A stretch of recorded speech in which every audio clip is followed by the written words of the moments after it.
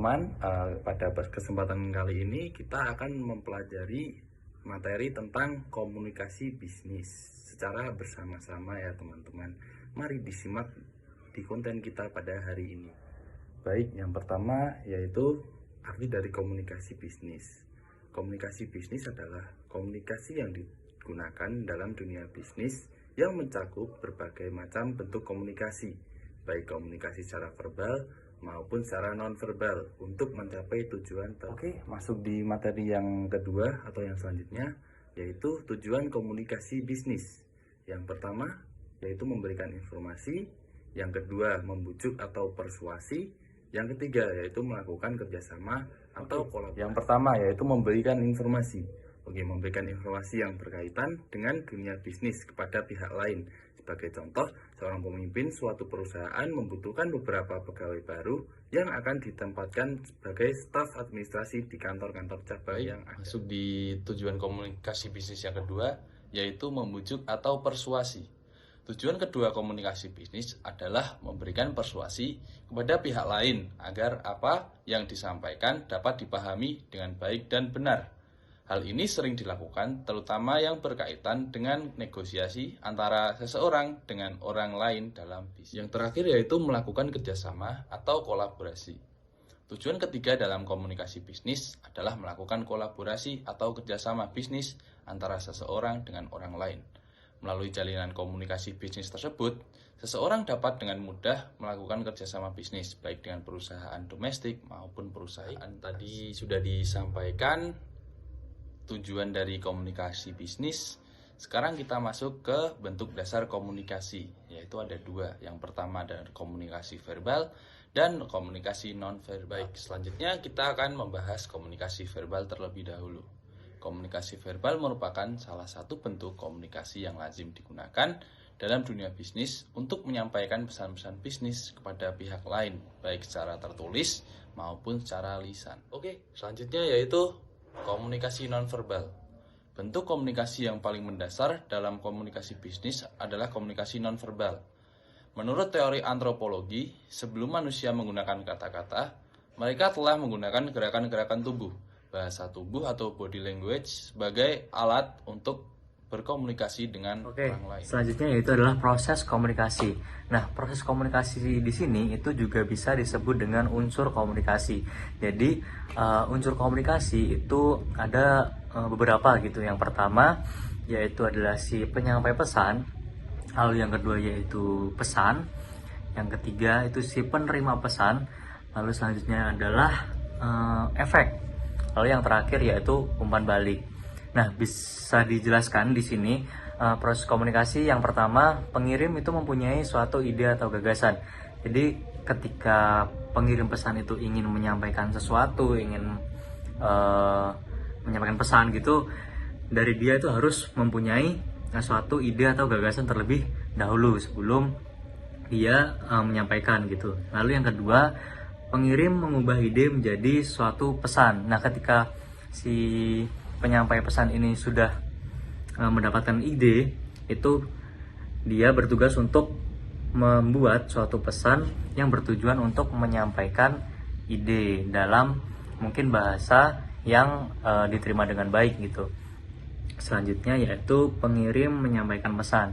Nah, setelah dua tahap tadi, yang pertama pengirim mempunyai suatu ide atau gagasan, lalu yang kedua pengirim itu mengubah ide dan gagasan itu menjadi sebuah pesan. Nah, si pengirim ini itu menyampaikan pesan yang sudah jadi tersebut kepada penerima pesan. Nah, yang selanjutnya itu penerima pesan itu menerima dari sebuah pesan dari pengirim. Nah, setelah penerima pesan itu menerima, itu nggak langsung semata-mata diterima gitu. Jadi si penerima ini harus menafsirkan terlebih dahulu apa sih maksud dari pesan yang disampaikan. Ketika sudah berhasil menafsirkan dari pesan tersebut, baru nanti masuk ke tahap yang keenam, yaitu penerima memberikan umpan balik. Nah, ketika penerima itu sudah tahu apa yang harus dilakukan ketika sudah berhasil menafsirkan dari pesan tersebut, penerima pun memberikan umpan balik. Nah, umpan baliknya itu bisa menyetujui dari ide atau gagasan si pengirim pesan atau menolak gitu dari ide atau gagasan yang sudah diberikan dari pengirim pesan tadi. Jadi ada dua efek, yaitu menolak atau menerima gitu. Atau mungkin ada satu kemungkinan lagi ketika dua kemungkinan itu tidak terjadi, apa, yaitu si penerima pesan itu juga bisa melakukan negosiasi atau melakukan mengirim umpan balik berupa ide atau gagasan atas dasar dari ide yang dimiliki oleh pengirim pesan tadi. Jadi ketika penerima pesan itu mempunyai ide atau gagasan yang lebih bagus, yang mungkin didasari dari ide yang disampaikan tadi, itu bisa disampaikan ke pengirim pesan dan disitu terjadi negosiasi gitu. Baik, selanjutnya yaitu cara memperbaiki komunikasi. Tadi kan kita sudah membahas terkait dengan proses komunikasi bisnis terkait dengan pesan gitu. Nah, dalam penyampaian pesannya itu kita harus mempunyai cara gitu agar komunikasi kita itu bisa baik dan dapat diterima. Nah, dalam cara memperbaiki komunikasi ini ada beberapa cara gitu. Nanti kita akan bahas cara-cara ini satu persatu. Yang pertama yaitu persuasi. Dari kata persuasi, teman-teman pasti juga sudah menyimpulkan bahwasanya persuasi itu menyampaikan suatu pesan dengan halus atau lembut gitu. Dari persuasi ini, seorang komunikator yang cerdas harus dapat memprediksi apakah pesan yang akan disampaikannya dapat diterima oleh audiens atau tidak gitu.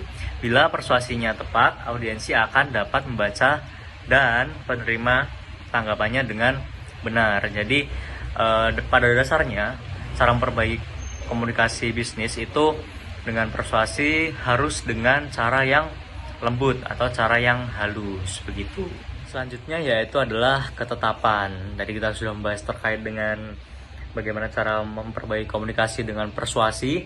Selanjutnya yaitu ketepatan.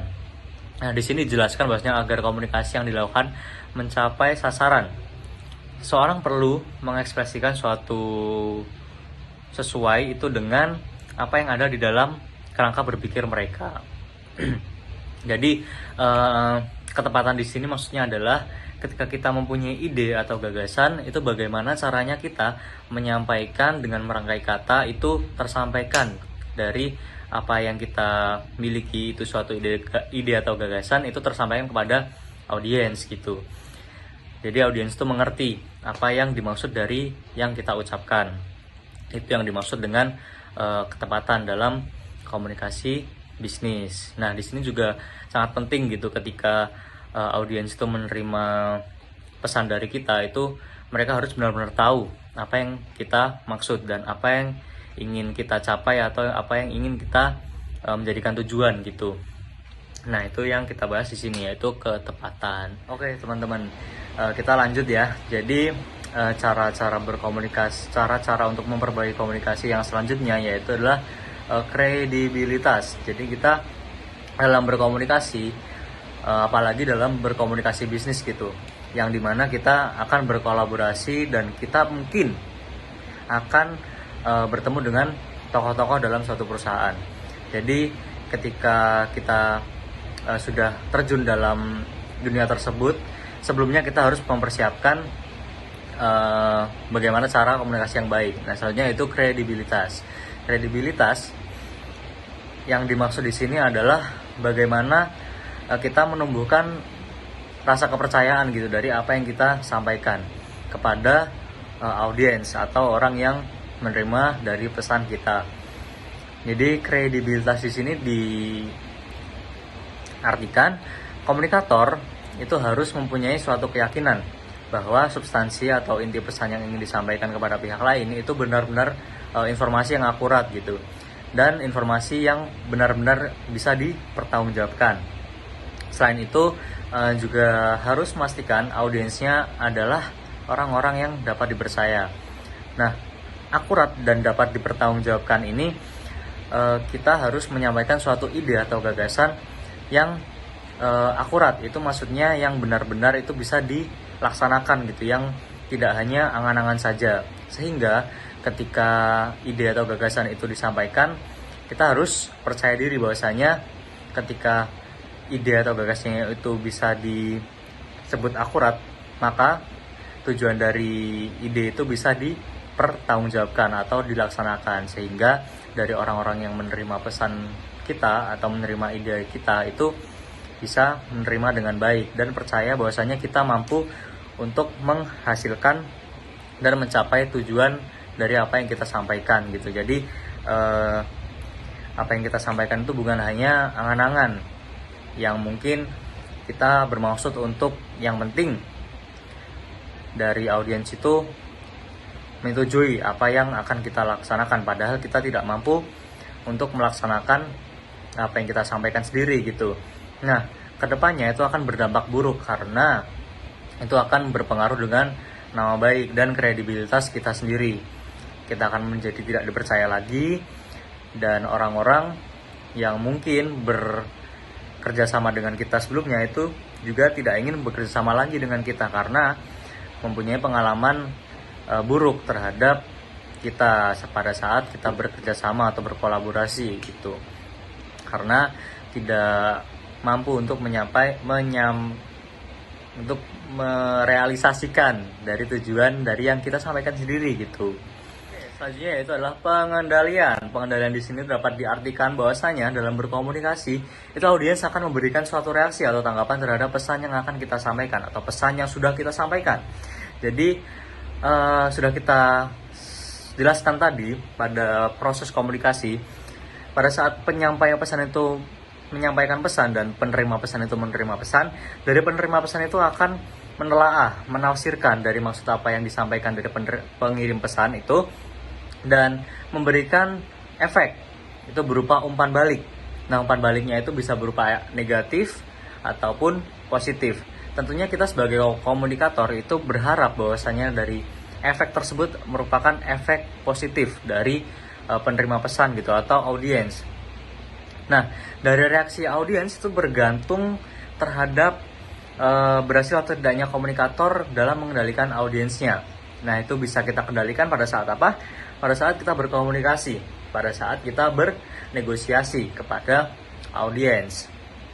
Nah, bagaimana caranya agar kita bisa mengendalikan dari audiens tersebut? Nah, bagaimana kita menumbuhkan rasa kepercayaan audiens kepada kita? Dan kita tidak mungkin jika bernegosiasi atau berkomunikasi kepada audiens itu melakukan komunikasi yang tidak jelas, melakukan komunikasi yang mungkin kita terbata-bata dalam menyampaikannya. Itu sangat tidak bisa dicontoh gitu. Itu merupakan hal yang buruk dan mungkin audiens akan berpikir bahwasanya kita tidak mempunyai value dalam hal berkomunikasi itu. Itu akan sangat amat berdampak buruk dan itu sangat amat juga tidak kita inginkan dalam proses tersebut, dan itu akan menimbulkan dampak buruk juga. Nah, ketika audiens itu sudah percaya kepada kita, kita bisa melakukan pengendalian dari audiens. Nah, ketika kita sudah bisa melakukan pengendalian terhadap audiens, pasti kita bisa mencapai tujuan dari negosiasi yang kita lakukan, dan komunikan pun juga menerima dari pesan apa yang kita sampaikan gitu. Nah, mungkin itu untuk pengendalian. Kita lanjut. Selanjutnya yaitu adalah keharmonisan. Nah, di sini merupakan cara terakhir yang Bapak sampaikan terkait dengan bagaimana cara berkomunikasi yang baik atau cara memperbaiki komunikasi gitu. Nah, dalam beberapa aspek kehidupan nih, keharmonisan itu juga sangat penting. Begitu juga dengan berkomunikasi. Nah, keharmonisan di sini itu juga bisa kita artikan bahwasanya komunikator yang baik itu tentu akan selalu dapat menjaga hubungan yang baik terhadap audiens, sehingga komunikasi itu dapat berjalan dengan lancar dan mencapai dari tujuan yang ingin kita inginkan gitu. Nah, seorang komunikator itu juga pasti harus menghormati dan mungkin berhasil dari komunikan itu terkesan dari apa yang kita sampaikan. Nah, pada saat kita melakukan komunikasi itu kita harus menjalin hubungan yang baik terlebih dahulu kepada komunikan. Mungkin sebelum kita membahas topik utama, kita menanyakan kabar terlebih dahulu terhadap komunikan. Jadi tidak semata-mata kita bertemu langsung membahas dari topik yang akan kita bahas. Nah, itu mungkin menjadi cara agar keharmonisan itu bisa terjaga antara komunikator dan audiens. Nah, mungkin itu materi pada hari ini. Semoga dari teman-teman semuanya bisa paham dari apa yang Bapak sampaikan. Mungkin itu cukup. Wassalamualaikum warahmatullahi wabarakatuh.